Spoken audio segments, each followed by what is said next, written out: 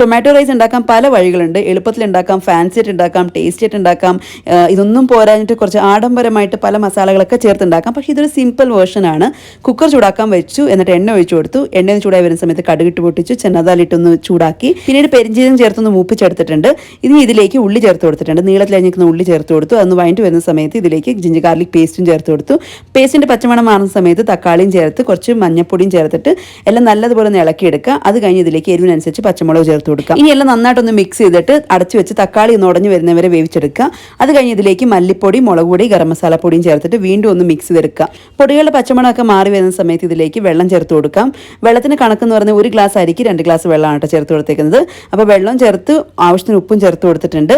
ഇനി അതൊന്ന് തിളച്ച് വരുന്ന സമയത്ത് ഇതിലേക്ക് നമ്മൾ കഴുകി മാറ്റി വെച്ചേക്കുന്ന സോന മസൂരി റൈസും ഫ്രോസൺ ഗ്രീൻ പീസും കുറച്ച് മല്ലിയിലയും പിന്നെ കുറച്ച് നെയ്യും ഇത്രയും ചേർത്ത് അടച്ച് വെച്ച് 3 വിസിൽ അടുപ്പിച്ചെടുത്ത് കഴിഞ്ഞാൽ ഈസി ആൻഡ് സിമ്പിൾ ആയിട്ടുള്ള ഒരു ടൊമാറ്റോ റൈസ് റെഡി ആയിട്ടോ.